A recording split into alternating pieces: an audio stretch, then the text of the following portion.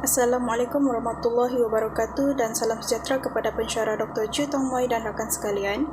Saya Nurit Mahafizah binti Matlau selaku Ketua Kumpulan 8 dari Seksyen 10 akan memulakan pembentangan Business Model Canvas ataupun BMC Draft Report untuk produk kami iaitu Oi Chicken.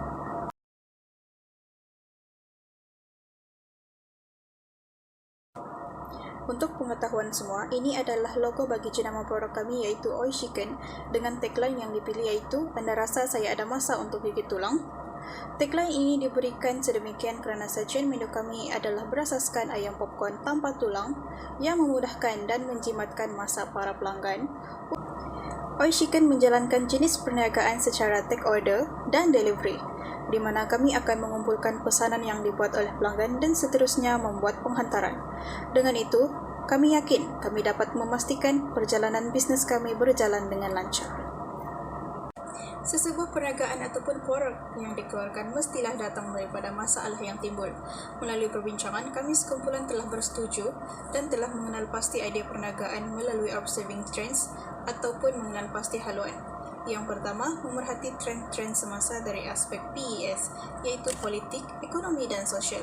Dari segi sosial, kami mengambil kira gaya hidup pemakanan masyarakat yang sentiasa berubah mengikut trend dan juga yang berkonsepkan viral.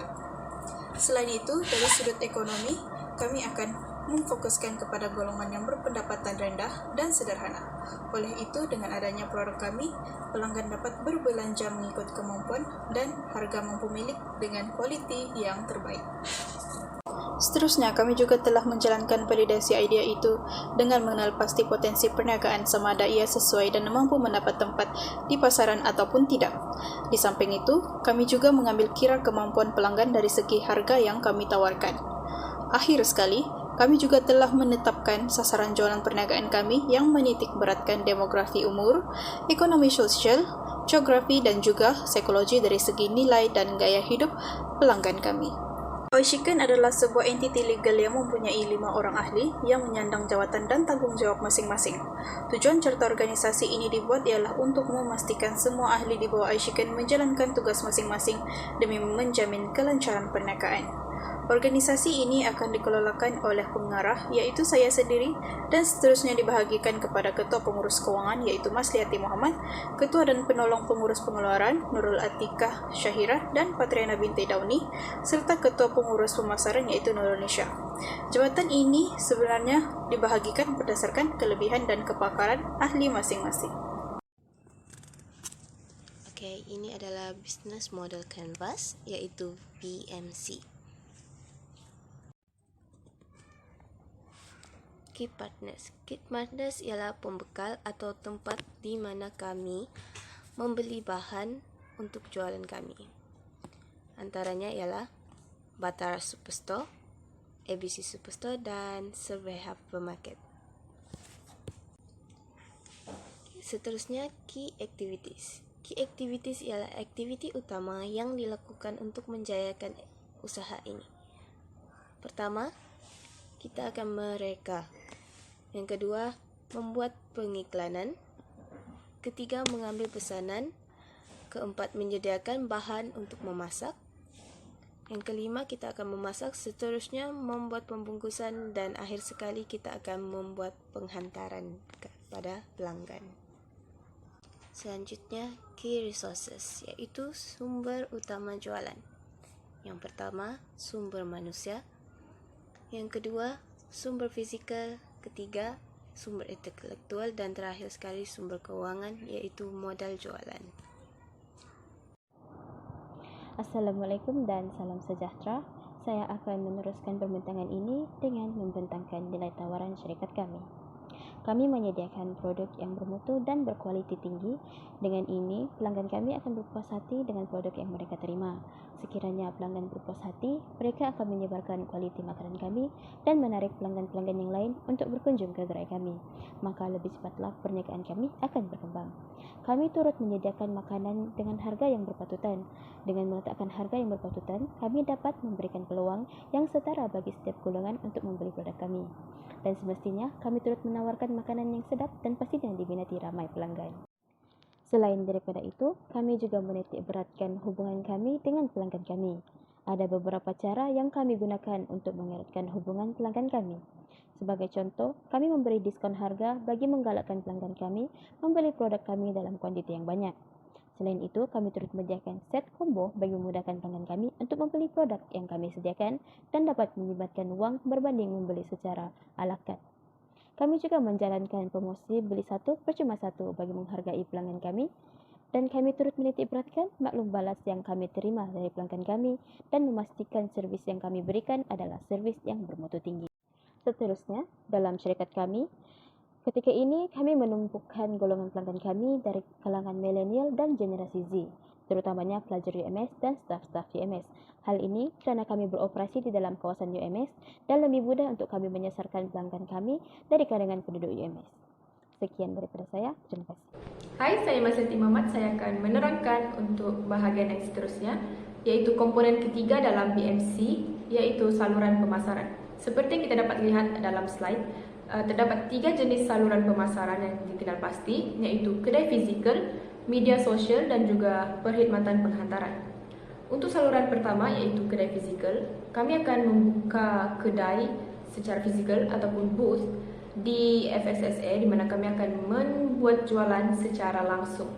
Okay? Untuk saluran yang kedua, iaitu media sosial, kami akan menggunakan 4 platform utama untuk menjual di atas talian, yaitu Instagram, WhatsApp, TikTok, dan juga Facebook. Untuk saluran pemasaran yang ketiga dan terakhir, yaitu perkhidmatan penghantaran, kami akan membuat perkhidmatan pembayaran tunai semasa penghantaran ataupun lebih dikenali sebagai cash on delivery, COD.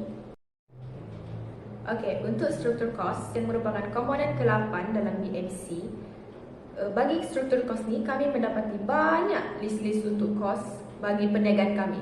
Okey, yang pertama adalah kos pembukaan ataupun sewaan gerai, di mana di sini tiada cas sewaan yang dikenakan kerana kami hanya akan membuka gerai kami di FSSA nanti. Jadi tiada cas yang dikenakan di situ. Untuk yang kedua, kos sistem pesanan makanan dalam talian juga tiada cas yang dikenakan kerana kami hanya akan mengumpul pesanan-pesanan daripada pelanggan kami melalui 4 platform utama tadi, iaitu Instagram, Facebook, WhatsApp, dan juga TikTok. Kami tidak menggunakan sebarang perkhidmatan seperti Foodpanda ataupun Grab, tiada. Jadi kosong. Kosnya kosong. Untuk yang ketiga, iaitu kos promosi dan juga kos pemasaran, pun tiada cas yang dikenakan kerana kami menggunakan 4 platform tadi, sama macam tadi. Manakala untuk kos penghantaran, jika pelanggan kami menetap di sekitar kawasan UMS, maka kami akan mengenakan kos penghantaran sebanyak RM1 sahaja, murah-murah, tidak mahal. Okey. Untuk kos buruh pula pun kosong, tiada kos buruh kerana kami sendiri yang akan memasak dan memproduce kami punya produk. Okey. Bagi yang terakhir, iaitu kos bahan seunit, untuk ayam popcorn dan juga kentang, kami mengenakan cas sebanyak RM5. Bagi minuman ringan sebanyak RM1. Minuman ringan seperti cola ataupun Pepsi ataupun 100 plus macam tu, kami akan mengenakan kos sebanyak RM1. Dan yang terakhir iaitu pembungkusan, kami akan mengenakan kos sebanyak RM2 yang berjumlah RM8 bagi kos bahan seunit. Okey, jadi seperti yang kita dapat tengok dalam slide, jumlah bagi struktur kos bagi perniagaan kami setakat ini adalah sebanyak RM9 sahaja. Untuk bahagian terakhir dalam BMC, iaitu aliran pulangan yang merupakan komponen ke-9, terdapat 4 aliran pulangan yang dikenal pasti dalam perniagaan kami, iaitu yang pertama, hasil pembelian daripada pelanggan, yang kedua, tunai, yang ketiga, e-dompet, iaitu melalui bus ataupun duit now ataupun mana-mana e-dompet yang lain, dan yang terakhir iaitu cas penghantaran. Itu saja daripada saya.